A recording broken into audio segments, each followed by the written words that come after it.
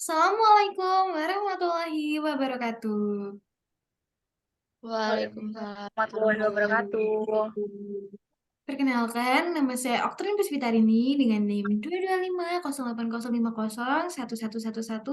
22508505011111104 dari kelas H1E Program Studi Budidaya Perairan, jurusan Manajemen Sumberdaya Perairan, Fakultas Perikanan dan Ilmu Kelautan, Universitas Brawijaya.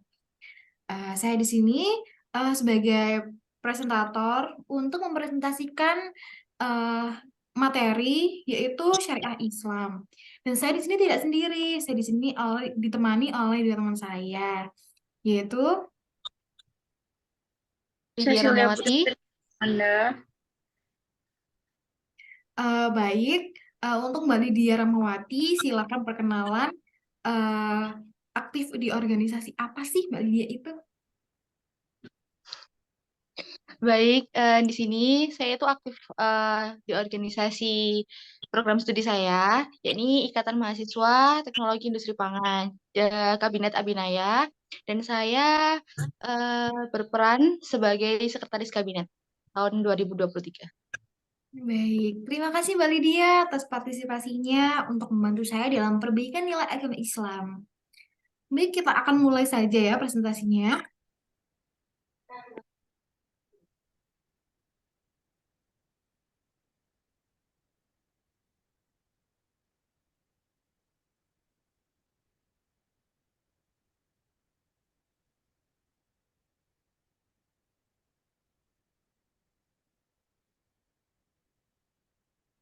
Apakah PowerPoint saya sudah terlihat jelas? Sudah. Izin konfirmasi, sudah jelas. Baik. Materi kali ini yaitu Syariah Islam bagian 1. Di sini kita akan membahas 5 tema. Yang pertama yaitu definisi Syariah Islam. Yang kedua yaitu kedudukan Syariah Islam. Yang ketiga yaitu perincian Syariah Islam. Yang keempat sumber Syariah Islam. Dan kelima mazhab dan Syariah Islam. Baik, sebelum kita eh, lanjut ke Syariah Islam, maka eh, saya akan menjelaskan secara umum saja apa itu arti mujtahid mutlak. Nah, syariah Islam ini berhubungan dengan fikih. Begitu pula dengan mujtahid mutlak, itu berhubungan dengan fikih dan mazhab.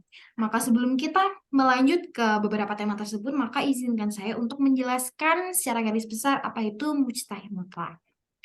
Nah, mujtahid mutlak ini menurut literatur yang saya baca dari web irtaki.net. Nah, saya terima kasih kepada Bapak Rohmar Rizikin selaku dosen pengampu agama Islam yang telah membuat web ini karena web ini sangat bermanfaat bagi saya dan sangat membantu saya dalam proses presentasi kali ini.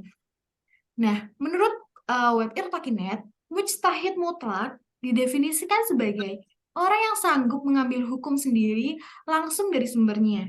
Dengan kata lain, orang tersebut mujtahid mutlak itu adalah orang yang bisa menyimpulkan hukum sendiri langsung dari Al-Quran dan As-Sunnah tanpa bantuan dan bertanya kepada orang lain. Para ulama dalam banyak kitab usul fikih atau dalam kitab fikih telah menjelaskan panjang lebar syarat-syarat orang yang memenuhi kualifikasi sebagai mujtahid mutlak. Terkait dengan mujtahid mutlak ini, masih banyak saja ditemui kekaburan atau penerapan syarat-syarat yang sedikit yang sedikit tidak sesuai dengan para ulama, dengan penjelasan para ulama. Akibatnya terjadilah fakta yang kurang kurang dapat diterima dari sejumlah tokoh para ulama. Berdasarkan definisi definisi fikih sendiri, itu mujtahid mutlak itu tidak bisa tergambar secara luas dalam ilmu yang mereka miliki. Artinya yang mereka ini dalam artian mereka yang ingin menjadi mujtahid mutlak. Dengan begitu, orang yang merasa telah naik ke derajat mustahid bisa lebih tahu diri. Orang awam seperti kita itu gemar sekali melantik dan mengkaguminya sebagai mustahid mutlak. Salah satu contohnya yaitu berhubungan dengan mazhab. Mazhab terbagi menjadi 4. Mazhab Syafi'i, mazhab Maliki, mazhab Hambali, dan mazhab Hanafi. Nah, apa sih mazhab itu? Mazhab itu adalah aliran dalam fikih yang eh, mencakup perbedaan pendapat. Nah, mazhab ini sudah ada sejak zaman Rasulullah SAW, di mana setelah Rasulullah wafat, sahabat-sahabat Rasul itu membuat mazhab dengan dalil-dalil yang akan kita bahas nanti. Selanjutnya yaitu definisi syariah Islam. Syariah Islam adalah, kita syariah dulu ya. Syariah adalah hal yang diturunkan oleh Allah Subhanahu wa Ta'ala kepada Nabi Muhammad SAW dalam bentuk Al-Quran. Nah, istilah syariah dalam bahasa Arab atau asyuroh atau musyawarah adalah salah satu atau segala hal yang diturunkan oleh Allah kepada Nabi Muhammad SAW dalam bentuk wahyu yang ada di dalam Al-Quran. Arti kata syariah adalah jalan menuju ke sumber air. Nah, jalan menuju ke sumber air ini dapat diartikan sebagai jalan menuju sumber kehidupan. Kata kerjanya adalah syarro, yang berarti menandai atau menggambarkan jalan yang jelas menuju sumber air. Definisi seperti ini juga bisa dikatakan atau kita temukan dalam kitab bahasa, di antaranya adalah eh, kitab Ihsanul Haroh. Menurut literatur yang saya baca, selain itu ada juga penjelasan ke dalam kitab Al-Hinayah. Istilah syariah memiliki makna meminum air secara langsung dengan mulut dari tempat yang tidak pernah habisnya.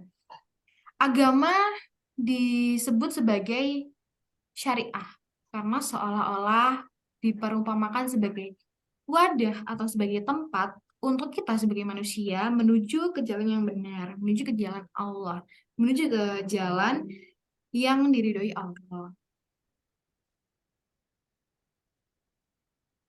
Selanjutnya yaitu kedudukan syariah Islam. Islam sendiri merupakan sebuah agama yang mengajarkan tentang eh, kepercayaan kita kepada Allah. Tidak hanya kepercayaan, tapi kita juga meyakini dan juga siap mengamalkan apa yang telah diajarkan oleh Allah.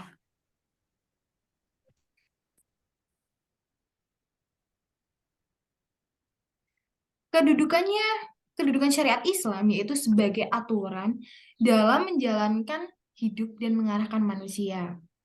Nah, ini ada suatu fun fact, bukan fun fact sih, sebuah fakta. Muhammad Ali Al-Syais mengatakan bahwa ulama telah mengkhususkan menggunakan kata syariat dalam hukum yang telah ditetapkan oleh Allah. Hal ini dilakukan agar manusia beriman dan beramal soleh demi kebahagiaan dunia dan akhirat. Nah, secara luas, syariat ini terbagi menjadi 3 dimensi.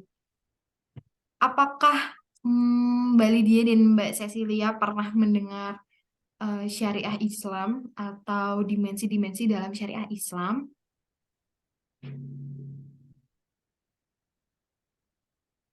Pernah mendengar? Pernah mendengar, tapi kalau dimensi-dimensi dalam syariah Islam mungkin belum. Nah, baik. Kita akan membahas satu-satu dimensi dalam syariah Islam.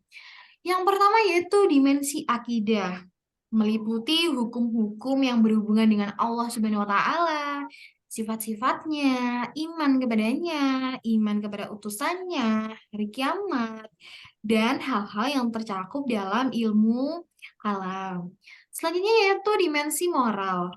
Dimensi moral meliputi kajian etika secara spesifik atau secara rinci, yaitu bagian pendidikan dan pembersihan jiwa atau mental. Budi pekerti luhur harus dimiliki setiap orang dan sifat-sifat buruk yang harus dihindari setiap insan.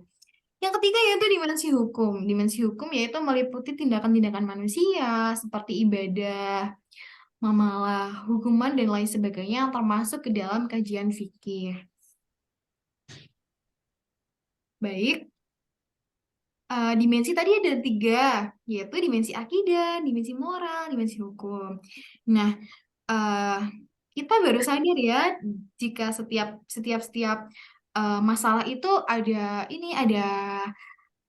syariahnya, ada jalan keluarnya. Nah, semua jalan keluarnya itu terdapat dalam fikih dan mazhab.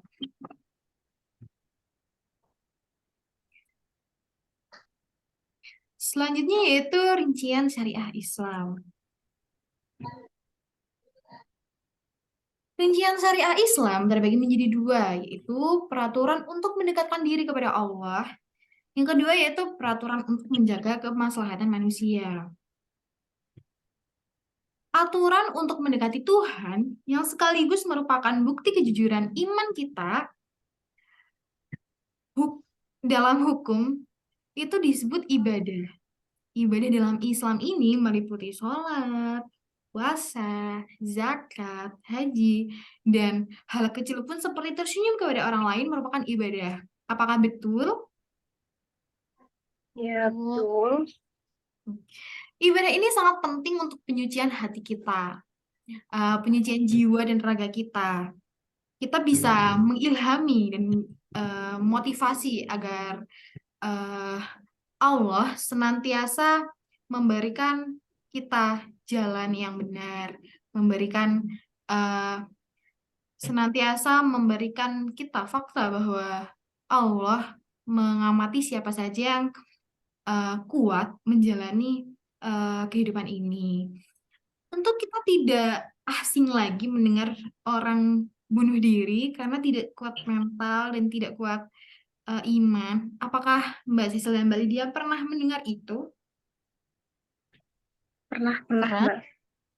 Nah, menurut saya orang yang bunuh diri itu merupakan orang yang bisa dikatakan jauh dari Allah. Karena seberat apapun masalah kita, Allah pasti menemukan atau memberikan jalan kita. Karena Allah juga kan tidak akan memberi suatu masalah apabila kita tidak bisa dapat memecahkan masalah tersebut. Nah, ketentuan atau peraturan untuk mendekatkan diri kepada Allah, peraturan untuk menjaga masalah manusia itu menjamin kesejahteraan orang dan mencegah kerusakan bagi diri sendiri, orang lain, yang disebut muamalah. Yang keempat yaitu sumber syariah Islam.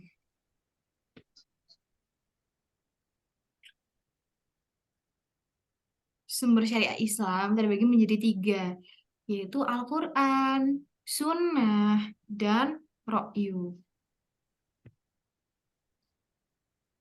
Syariah Islam adalah aturan-aturan yang ditetapkan setiap hari dalam sendi-sendi kehidupan manusia.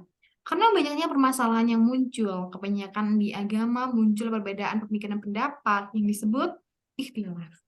Ikhtilaf ini sudah ada sejak zaman sahabat Nabi. Karena pada zaman sahabat Nabi itu, sahabat Nabi membentuk atau menciptakan mazhab dengan menciptakan fatwa-fatwa. Nah, dalam fatwa-fatwa tersebut, para sahabat Nabi tentunya bertukar pendapat. Namun, ikhtilaf atau perbedaan pendapat ini bukan suatu hal yang negatif, justru melainkan hal yang positif. Karena kita dapat menghargai perbedaan orang lain dengan menggabungkan pendapat 1, pendapat 2, pendapat 3, dan dicocokkan dengan Al-Quran dan As-Sunnah, maka kita mendapatkan fatwa-fatwa dari sahabat Nabi yang bisa kita pakai sampai sekarang. Contoh kecilnya yaitu masalah wudhu. Ada juga orang yang mengajarkan bahwa wudhu, perempuan dan laki-laki tidak boleh bersentuhan apabila kita setelah wudhu. Nah, ada juga wudhu setelah kita wudhu, yang dimaksud tidak boleh bersentuhan itu adalah tidak boleh kita bersetubuh. Apakah Mbak Sisil dan Mbak Lydia pernah mendengar itu? Pernah. Nah, itu tuh terjadi karena perbedaan pendapat. Nah, perbedaan pendapat itu, pemecahan masalahnya itu terdapat dalam mazhab. Ada mazhab Hanafi dan Syafi'i. Oh, maaf, ada mazhab Syafi'i dan Hambali. Di mana di Indonesia itu mempercayai mazhab dua tersebut, jadi Syafi'i dan Hambali. Namun sebelum kita membahas mazhab-mazhab Syafi'i dan Hambali, eh, kita akan merincikan apa sih kegunaan dari mazhab-mazhab tersebut. Nah, kalau mazhab Hanafi itu mazhab yang bercerita tentang eh, kias atau kehidupan pada zaman Nabi dan Rasul, sahabat-sahabat Nabi. Kalau mazhab Syafi'i itu adalah mazhab yang menceritakan tentang hadis. Sedangkan mazhab Hambali yaitu menceritakan tentang eh, permasalahan kehidupan sehari-hari. Maka di Indonesia itu banyak sekali orang yang menggunakan mazhab Syafi'i ataupun mazhab Hambali. Namun, disclaimer banget, orang yang mementingkan atau memperdebatkan mazhab itu hanyalah orang-orang para ulama. Kita sebagai orang awam itu sangat jarang sekali untuk memperdebatkan mazhab-mazhab tersebut. Bahkan saya sendiri menyadari bahwa saya memiliki kurang kepedulian terhadap mazhab-mazhab tersebut. Karena ya mazhab Hambali atau Syafi'i itu secara nggak langsung itu sudah diajarkan oleh keluarga kita. Jadi kita ngikut alur aja gitu nggak sih? Bener nggak sih? Bener gak sih? Baik. Eh, Tidak semua hukum Al-Quran disampaikan dengan kata-kata yang memiliki makna yang jelas dan pasti. Namun, terkadang sebuah ayat muncul dan bentuk yang membutuhkan pemahaman ekstra. Model pertama tergolong ayat-ayat qot yang tidak termasuk dalam ruang lingkup ijtihad. Model kedua membutuhkan otoritas penjelas yang dalam hal ini diwakili oleh sunnah. Namun, karena zaman terus berubah dengan konsekuensi dari segala pemahaman, Al-Quran dan As-Sunnah secara tekstual tidak lagi menyentuh dinamika perubahan tersebut. Menurut Syahtut, dalam kerangka aturan universal atau qawaid al-kulliyah dan tujuan umumnya maksud alamalah, yaitu ijtihad terhadap permasalahan-permasalahan baru yang harus dilakukan. Menurut pendapat Syahdot, kandungan hukum yang terkandung dalam sunnah memiliki tugas sebagai menjelaskan universalitas Al-Quran, mendefinisikan keumuman Al-Quran, dan menetapkan batasan terhadap makna mutlak Al-Quran. Dan secara mandiri menyatakan ibadah halal, ibadah haram, imam, dan akhlak. Aturan hukum yang terkandung dalam sunnah bersifat abadi. Kedua, setelah menjelaskan universalitas Al-Quran, yaitu menjelaskan perilaku Nabi SAW sebagai pemimpin umat Islam yang tercemin dari kepemimpinan Nabi, misalnya dalam penyelenggaraan pemerintahan, pengangkatan hakim dan penguasa, terus implementasi berbagai perjanjian, peran panglima peran dalam masalah politik, terus dan lain-lainnya. Jenis sunnah ini tidak bisa menjadi kaidah hukum yang umum. Ini hanyalah suatu hukumnya khusus apabila kita mempelajarinya, yang bisa dilakukan hanya di bawah bimbingan iman. Selanjutnya yaitu penjelasan tentang perilaku Nabi sebagai hakim yang menilai berbagai hal eh, seperti yang tadinya kan yang saya sebutkan yaitu menjelaskan ini perilaku Nabi Muhammad yang tercermin dari kepemimpinan Nabi. Karena Nabi dulu adalah pemimpin umat Islam ya, sampai sekarang kan pemimpin umat Islam. Nah, berdasarkan yang saya terangkan tadi, aspek hukum yang terkandung dalam sunnah menurut unsur-unsur yaitu ada yang pertama yaitu akidah yang membedakan antara iman dan kufur. Sifat-sifat Allah, rasul-rasulnya, dan wahyunya, dan hari akhir, kita bisa dilihat dari rukun iman Islam. Dan yang kedua yaitu akhlak yang berisi pesan-pesan moral dan kebijaksanaan. Yang ketiga yaitu hukum-hukum praktis atau al-ahkam dan al-anliyah yang berkaitan dengan peraturan-peraturan ibadah, mengurusi masalah manusia, perantauan hak, dan keadilan hukum di antara manusia. Al-Quran merupakan Al-Quran merupakan hujah atau argumentasi yang kuat bagi Nabi Muhammad SAW dalam menerapkan syariah dan menyebarkan ajarannya yang membantu kita hidup bahagia sesuai dengan petunjuk Nabi dan mendekatkan kepada Allah Subhanahu wa taala. Menurut hukum syariah Islam, al-hadis merupakan sumber dari syariat Islam, di mana al-hadis berfungsi sebagai penegas hukum dan sebagai penguat, sebagai pemberi keterangan dan sebagai sebagai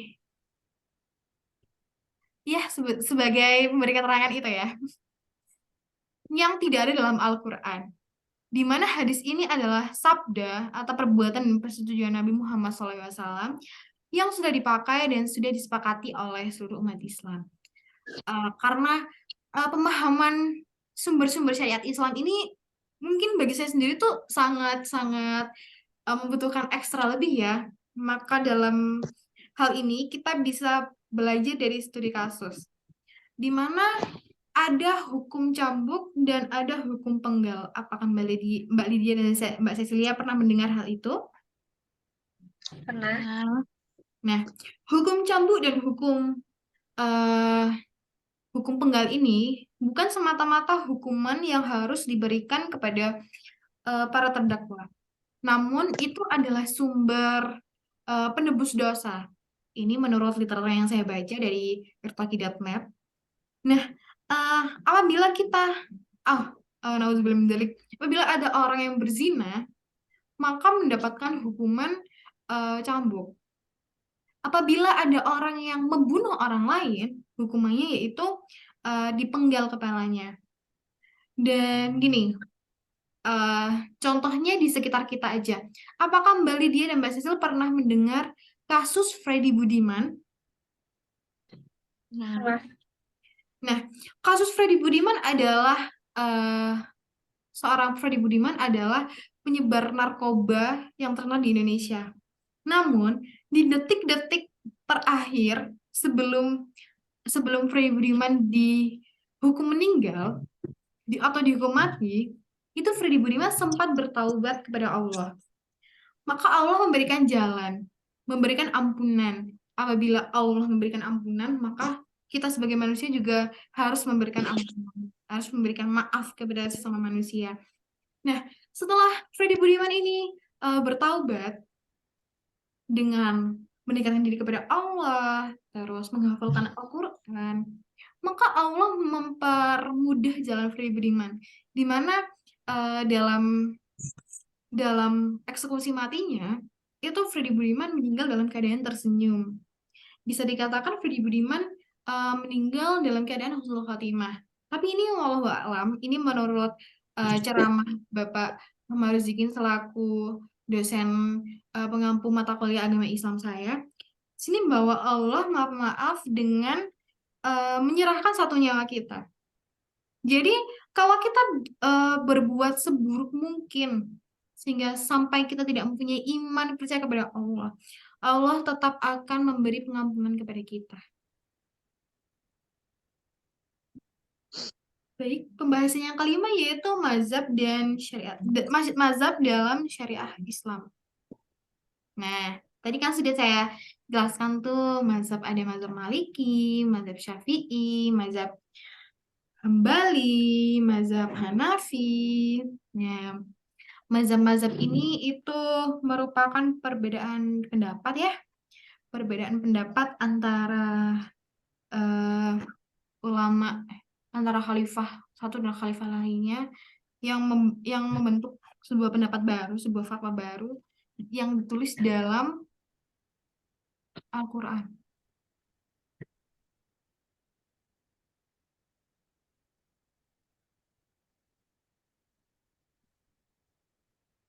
Baik, karena waktunya terbatas, mari kita lanjutkan saja ya. Nih, mazhab ini, mazhab Hanafi, yang pertama ada mazhab Hanafi. Mazhab ini didirikan oleh Imam Abu Hanifah An-Nu'man bin Sabit. Mazhab ini merupakan mazhab tertua. Imam Abu Hanifah lahir pada tahun 80 Hijriah di Kufah dan wafat pada tahun 150 Hijriah. Mazhab ini dikenal sebagai mazhab ahli qiyas atau akal. Yang kedua yaitu mazhab Maliki. Mazhab Maliki dicetuskan oleh Imam Maliki bin Anas al-Asabi. Beliau lahir di Madinah pada tahun 93 Hijriah dan wafat pada tahun 179 Hijriah. Mazhab ini sering disebut dalam mazhab hadis, yaitu hukum agama yang bersumber pada hadis Rasulullah. Mazhab yang ketiga yaitu mazhab Hambali. Mazhab Hambali didirikan oleh Imam Ahmad bin Hambal Asy-Syabani. Beliau lahir di Baghdad tahun 164 Hijriah dan wafat tahun 248 Hijriah. Imam Hambali adalah murid dari Imam Syafi'i. Imam Hambali menciptakan mazhab hadis daif. Mazhab ini digunakan dalam kehidupan sehari-hari, bukan untuk menentukan hukum. Selanjutnya yaitu mazhab Syafi'i. Mazhab Syafi'i merupakan mazhab yang sesuai dengan namanya, mazhab itu didirikan oleh Imam Muhammad bin Idris Asy-Syafi'i Al-Quraisy. Beliau lahir pada tahun 150 Hijriah dan wafat pada tahun 204 Hijriah. Nah, selanjutnya,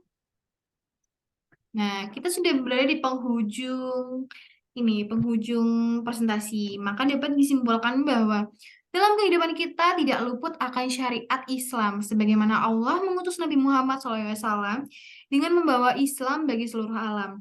Semua interaksi sosial manusia dengan manusia, serta dengan lingkungan yang telah diatur sedemikian rupa dalam dalil-dalil syarah dan hadis-hadis, dengan tujuan untuk mencapai kebahagiaan dan harmoni seluruh alam semesta.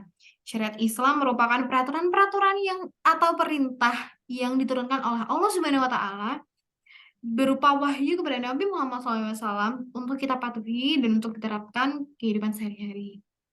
Nah, mungkin ini yang dapat saya sampaikan. Apakah Mbak Lydia, Mbak Cecil ada tambahan?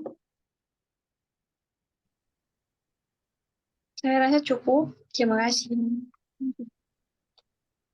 Untuk saya juga cukup. Baik, karena cukup tidak ada pertanyaan, maka kita akhiri saja presentasi kali ini.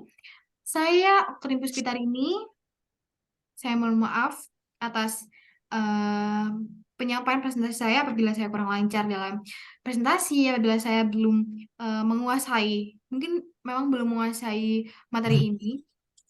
Saya Oktarin Puspitarini dengan NIM 225080501111104, kelas H1E, program studi Budidaya Perairan, jurusan Manajemen Sumber Daya Perairan,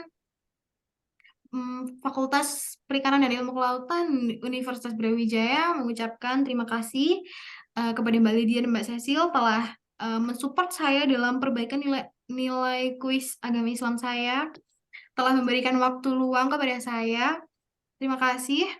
Dan saya ucapkan terima kasih juga kepada Bapak pengampu mata kuliah agama Islam, yaitu Bapak Roma Razdikin, yang telah menulis pendapatnya di irtaki.net yang membuat saya menambah wawasan saya dalam presentasi kali ini. Saya sendiri, terima kasih kepada saya sendiri telah mencapai di titik ini, telah mencapai sesuatu yang mungkin hal baru bagi saya. Terima kasih. Assalamualaikum warahmatullahi wabarakatuh. Waalaikumsalam warahmatullahi wabarakatuh. Wabarakatuh. Adikku tangi, sik.